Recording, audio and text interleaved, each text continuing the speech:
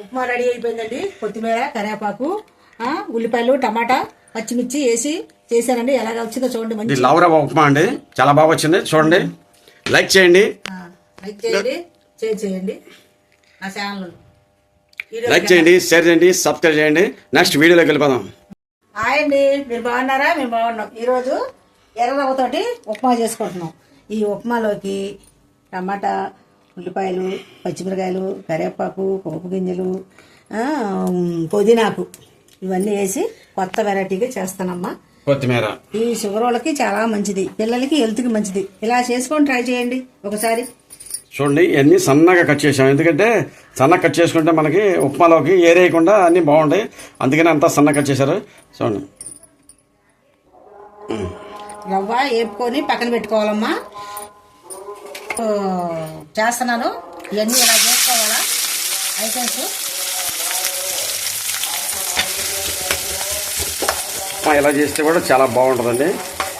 తాలింపేసి లావు ఉప్మా కొద్దిగా తిన్నా ఇష్టపడతారు కదా, అందుకు కొత్తిమీర, కరివేపాకు, పుదీనా, పచ్చిమిర్చి, టమాటాలు ఇవన్నీ కలిపి చేస్తుంటే చాలా టేస్ట్గా ఉంటుంది. చూడండి,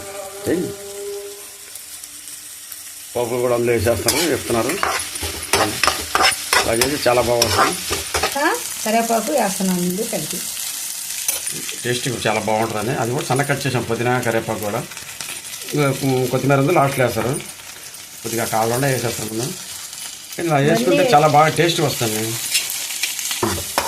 చూడండి, ఇలాగ చేసుకొని తింటే చాలా బాగుంటుంది ఆరోగ్యానికి. మా అమ్మగారు చేసి మాకు పెట్టేదండి, పెడితే బాగా తినేవాళ్ళం మేము. ఎందుకంటే ఇవన్నీ వేసుకుంటే చక్కగా టేస్ట్ వస్తాయి, పిల్లలు కూడా ఇష్టపడి తింటారు. ఇవన్నీ తీయడానికి కూడా అవ్వదు, అసలు అవ్వదు, మొత్తం వేగిపోతాయి. నూనెలో వేగిపోయిన తర్వాత ఈ రవ్వ ఒకటి వేపుకొని పెట్టుకుంటాం కదండి.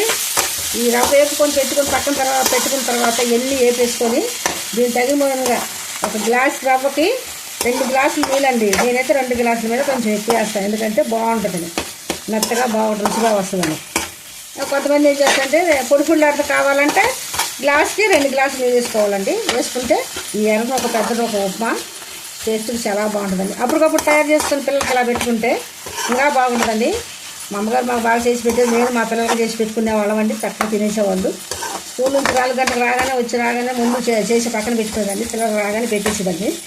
చాలా ప్రతి ఒక్కరు కష్టపడాలండి, కష్టపడకుండా ఏది రాదు, ఫలితం దక్కదు. నా వయసుకి తగ్గట్టు ఎన్ని రోజు ఎందుకు దంచుతున్నానండి. దేవుడు అనేవాడు ఎప్పుడైనా కనికరిస్తాడు మనకి. మనం ఎంత మంచిగా ఉంటామో అంత మంచిగా దేవుడు కూడా మనకి ఆరోగ్యాలు ఇవ్వాలా, అందరూ చల్లగా ఉండాలా. అందులో పక్కన స్టవ్ మీద మరగబెట్టుకున్నానండి. 2 గ్లాసులు నీళ్లు మరగబెట్టేసి ఈ పోపుల్లో పోసేసిన తర్వాత మొత్తం బాగా మరిగిపోవాలి.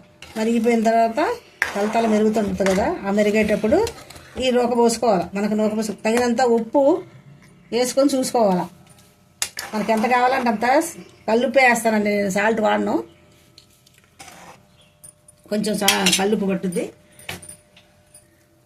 ఇప్పుడు రవ్వ పోస్తామండి, రవ్వ సన్న పోసుకుంటారు. ఇది లావు రవ్వ కాబట్టి పర్లేదు, ఒకసారి పోసినా గడ్డ కట్టతారు. సన్న రవ్వ అయితే మాత్రం పద్ధతి జాగ్రత్త తీసుకోవాలి. అందరికి తెలుసు అనుకోండి, మామూలుగా చెప్తాను. చాలా బాగా వస్తుంది. చూడండి అయిపోయి వచ్చింది, దగ్గరికి అయిపోయింది, చాలా బాగా వచ్చింది. ఇలాగ చేస్తారు చూడండి, చాలా బాగా వచ్చింది.